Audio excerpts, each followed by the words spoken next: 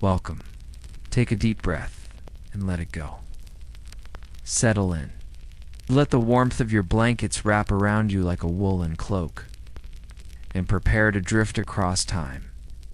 Tonight, we travel to the frost-bitten edge of Europe, to a land of towering fjords and endless sky, where snow falls slowly over ancient wooden halls, and the wind whispers through pine forests, as if carrying memories from centuries ago. You are about to witness a moment frozen in time, a Viking funeral. But not the firelit spectacle you may imagine, not a blazing ship set to sea. No, this is a quiet winter burial, one of hardship, reverence, and resilience. A farewell not for a king or warrior chieftain, but for a humble soul, laid to rest in the frozen soil. As you listen, you will step into the rhythm of Viking life. You will feel the cold in your bones, hear the crunch of snow beneath fur-lined boots, and see the candlelight flicker on grieving faces. And through it all, you will begin to understand the strength it took, not just to fight, but to survive. Let your mind soften as we begin. With the morning light, faint and cold, rising over a Viking longhouse in the heart of winter, the sky is still dark when the first sounds stir within the longhouse. Faint clatter metal scraping on wood echoes from the hearth, where embers have burned low through the night. An old woman bends close, coaxing life back into the fire with practiced hands. Smoke curls upward, thick and pungent, swirling in beams of pale morning light that slip through the slats in the roof. The longhouse smells of damp wool, smoke, and salted meat. Along the timber walls, families stir under thick fur blankets. Children grumble sleepily, their breath visible in the cold air. It is the coldest month of the year. Ice rims every surface. Even the goats huddle close, their bodies a silent, living warmth near the hearth. Outside, the world is still. Snow presses against the wooden doors. Footprints from the day before have frozen solid, the trees groan under their icy burden, their bare limbs clawing toward the sky, and in the silence lies a body, tightly in cloth, placed upon a wooden board. The dead man rests just outside the longhouse, shielded from animals by a woven fence of birch branches. His face is obscured, his sword dulled by age. Not battle rests at his side. He was no legend, no raider or conqueror. But he was a husband, a father, a woodcutter with a crooked hand and a quiet laugh. Today is the day of his burial. Inside, preparations begin with quiet hands.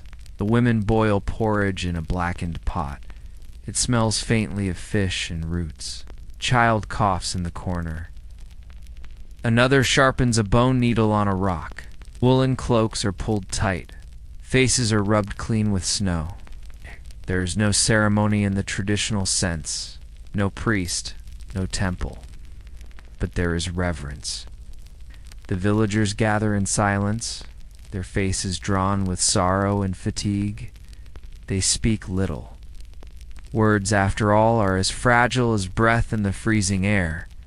The burial ground lies at the edge of the woods, just past the frozen creek, a place of rest. The path is not long, but it must be cleared. Two young men set out with axes, breaking through the ice and snow that has buried the trail. Their movements are slow, their fingers stiff, their boots wet. Still, they press on because death does not wait for warmth. By midday, the sun has barely lifted above the horizon. The body is carried by 4 men, slowly, carefully, not in a coffin, but on a sled built from pine logs, lashed together with leather and frozen sinew. The sled creaks softly over the snow as it moves, pulled by men, not horses. Women follow behind, holding candles against the wind. The flames flicker, but do not die. A child sobs. The sound is muffled by woolen mittens pressed to her face. You walk with them. Your steps crunch beneath you. Your breath fogs the air. There is no talking, only the wind, and the creak of the sled, and the soft jingle of iron rings tied to the man's belt, now silent in death. The grave has already been dug. It took hours. The ground, frozen solid, resisted with the stubbornness of stone. The diggers used fire to soften the earth, piling hot coals and waiting for the ice to loosen its grip. Now it waits. The body is placed gently into the grave. Not alone, never alone. Beside him they place a wooden cup, a comb, his old boots, and a carved token from his daughter's hand, not for use, but for memory.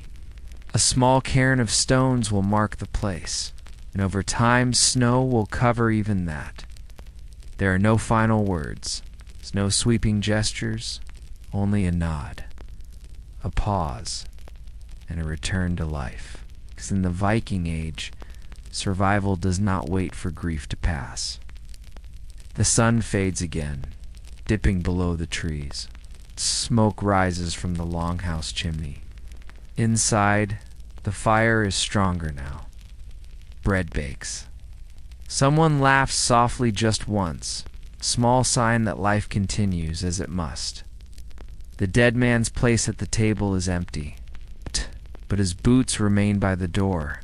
And tomorrow, the snow will fall again. Imagine a man named Jorand, not a hero from sagas, not a name sung around hearth fires or carved into standing stones. Just Jorand. A man from a small village nestled between two hills where spruce trees grew dense and the river ran narrow and cold. Jorand, the quiet, some called him, not because he was unfriendly, but because he listened more than he spoke. He had the look of someone who had accepted the world as it was and worked with it rather than against it.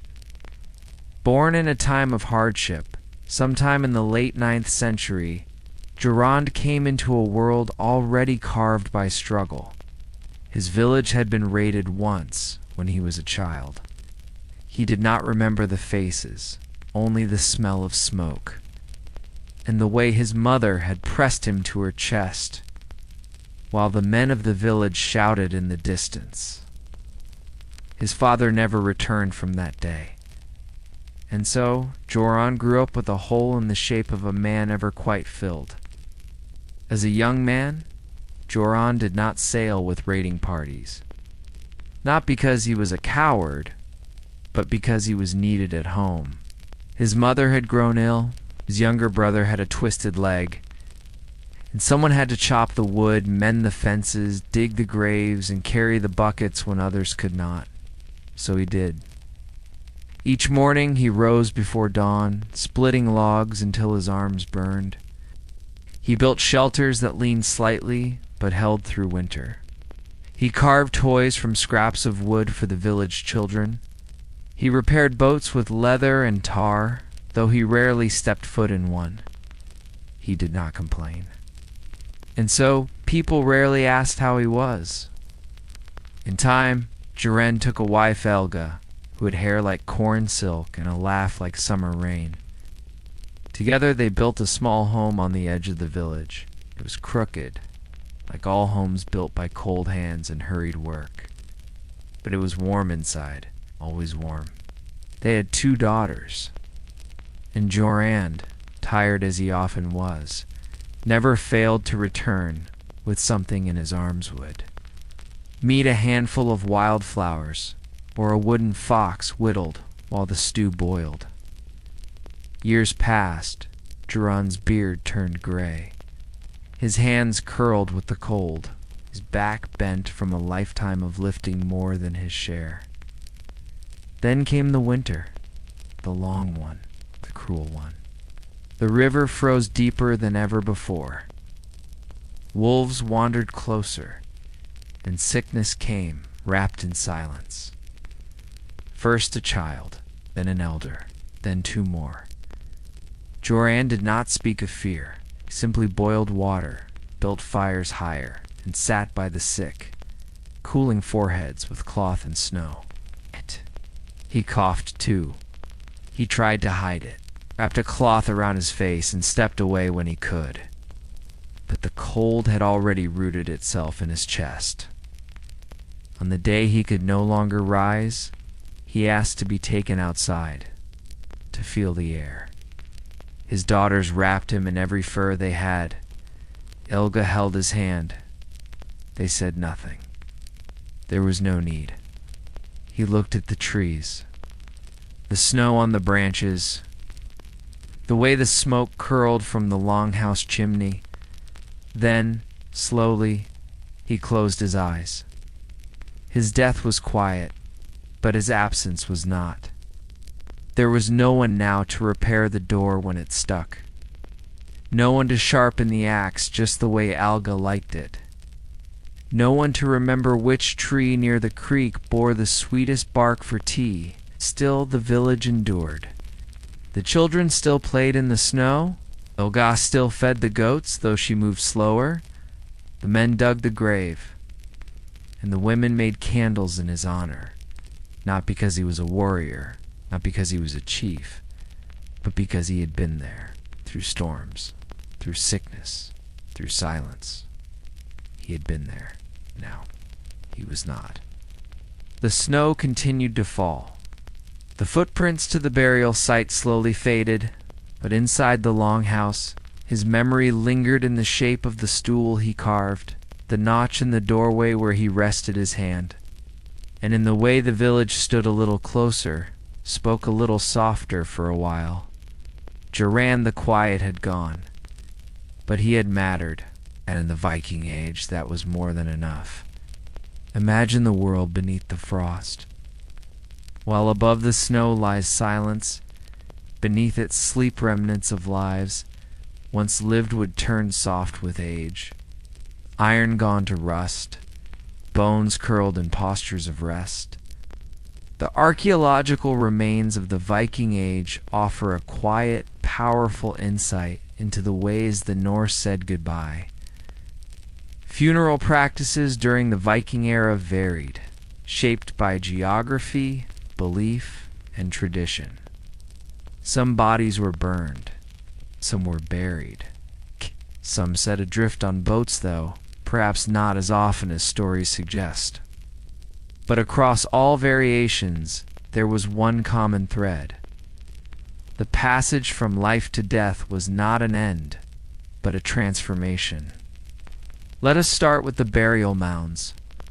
These are the soft hills still seen in parts of Norway, Sweden, and Denmark, earth built up over the deceased. Sometimes large enough to resemble small hills.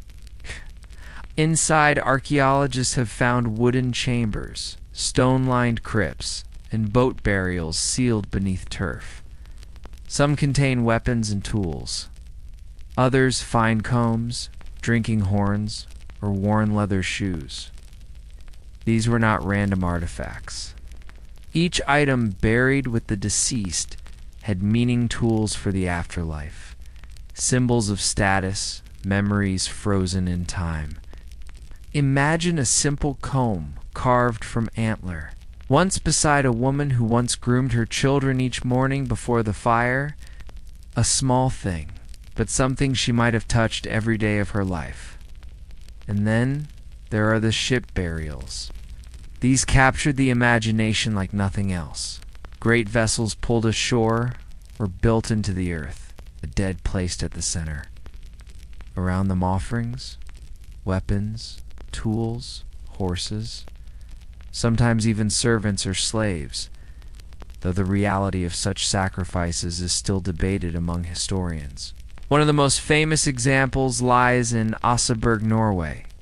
Discovered in 1904, the Oseberg ship held the remains of two women buried together in a richly decorated vessel, surrounded by textiles. Carved sleighs, ornate wooden carts, and ceremonial tools. Who they were, no one knows. Perhaps nobility, perhaps priestesses. Their bones told of age and illness. Their legacy told of importance.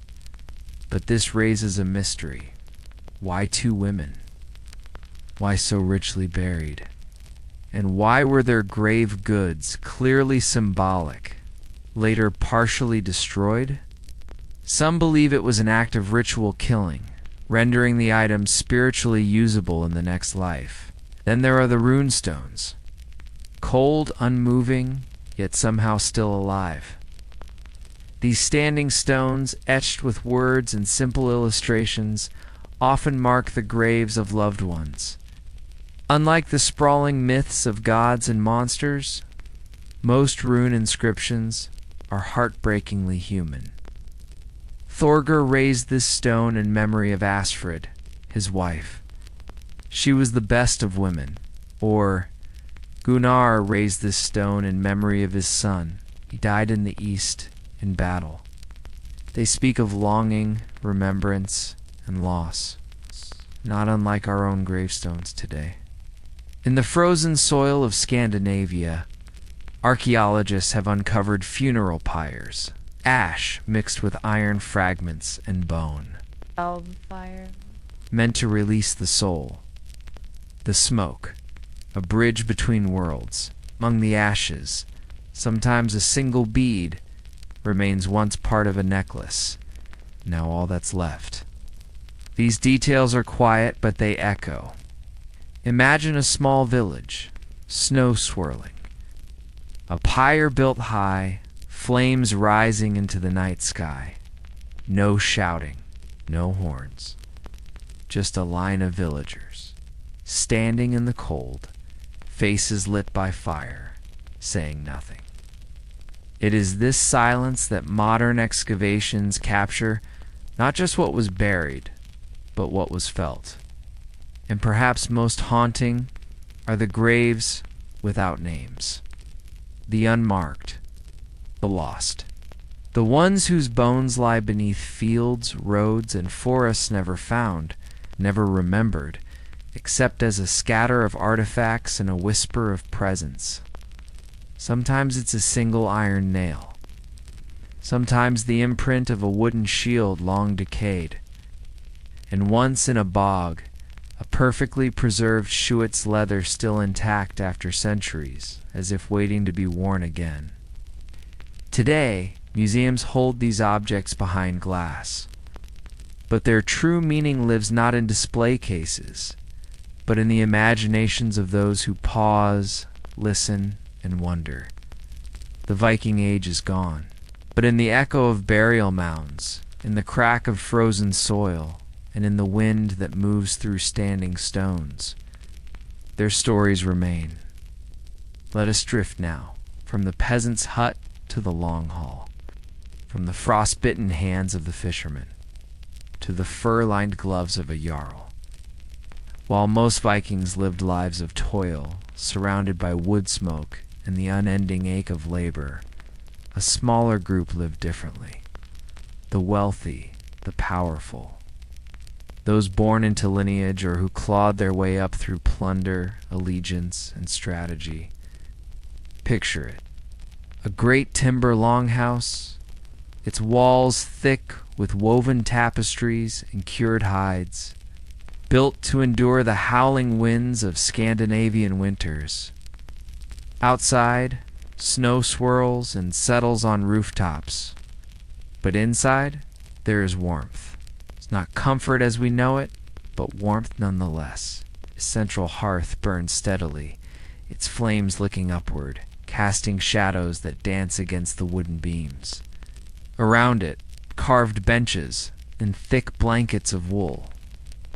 The air smells of stew and smoke, mingling with the musk of animal pelts and damp boots. Here, seated close to the fire, are the household's elite. The Jarl, a man of land and law. His clothing is richer, lined with embroidery, his beard carefully oiled. Rings weigh on his fingers silver, perhaps even gold. His voice commands attention not through shouting, but through calm authority. Decisions pass through him, judgments of theft, disputes of land, strategies for defense. Beside him, perhaps his wife, no less influential. Viking women of rank managed estates, oversaw feasts, and kept the keys to the storerooms and chests. Literally, a woman's keys, often worn at her belt, were symbols of control over household wealth. They preside over a world different from the fields outside, but bound to it. Their wealth depends on the labor of others, the thralls who carry firewood, the craftsmen who repair tools, the farmers who trade in barley and cheese, and in the corners of the long hall, other lives. The skald keeper of stories, voice of legend. He recites sagas over the rim of a drinking horn. His tales are slow and deliberate, filled with memory more than drama. Visiting traders silent, wrapped in foreign furs, listening to the rhythm of a language not his own. A boy curled on the floor near the fire, watching embers fall like stars. And perhaps a guest injured, recovering from battle or travel, sleeping on a straw mat, breathing shallowly. Meals in this setting are shared. Flatbread, salted fish, ale, sometimes dried berries from a summer long past. But even in wealth, comfort is relative. There are no soft beds, no baths, no silence, truly just the constant hum of wind, the crackling of logs, the murmur of stories passed from mouth to mouth again and again until they live in the very timbers of the hall. Contrast this now with the world outside the longhouse. Thrall, born into slavery, rises before dawn. She prepares the fire, fetches water through snow, grinds grain with stiff hands. She sleeps on straw. She eats last. She is not free to leave. Her life, while essential, is mostly undocumented. Yet archaeology has found her fingerprints literally in the clay of cooking pots, the linen of textiles, the soot on the underside of hearthstones. There were many classes in the Viking world. The carls, free peasants who farmed and fished, the jarls, the noble landowners, and the thralls, the enslaved. Movement between classes was rare, but not impossible. A thrall could be freed. Carl could earn wealth through trade or raid. A jarl could lose everything in a single winter. And yet, winter was the great equalizer. It came for all wealthy or poor, strong or frail. Hunger visited longhouses just as it did huts. Disease did not respect lineage. Firewood burned away. Food stores ran low. The snow drifted deep and unrelenting. Even the richest man could die of infection. Even the poorest could survive. Quietly unnoticed, remembered only by the warmth they left behind in those who knew them. As the wind howled across the frozen fjords, and torches flickered low in halls of both stone and straw, the rhythm of Viking life continued. Some lived surrounded by gold and fur, others by smoke and soil, but all shared the same cold.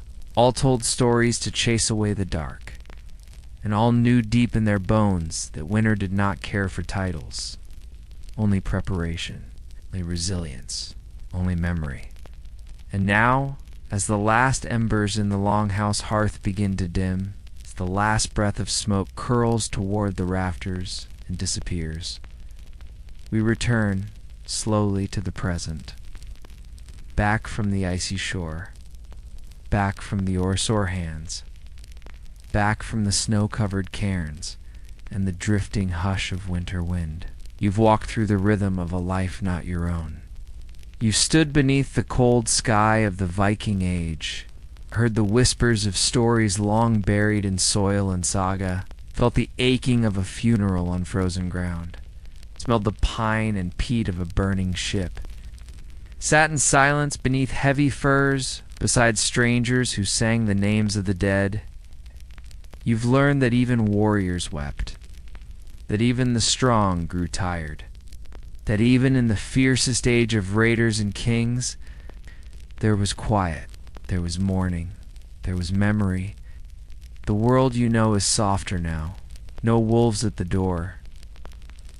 No hunger in the night. No wind slipping through the thatch above your bed. And yet, the stories remain. Waiting. The past doesn't sleep, but it does rest. In ruins. In runes. In the bones of boats long buried beneath the sea. So as you lie here, still, feel the weight of time gently settle around you. Let your thoughts drift like ash on a winter breeze.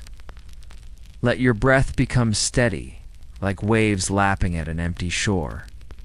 There is nothing left to carry, no more fire to stoke, no more names to remember, only the rhythm of your heart, the hush of sleep, and the endless dark of a northern sky, clear and cold. Good night.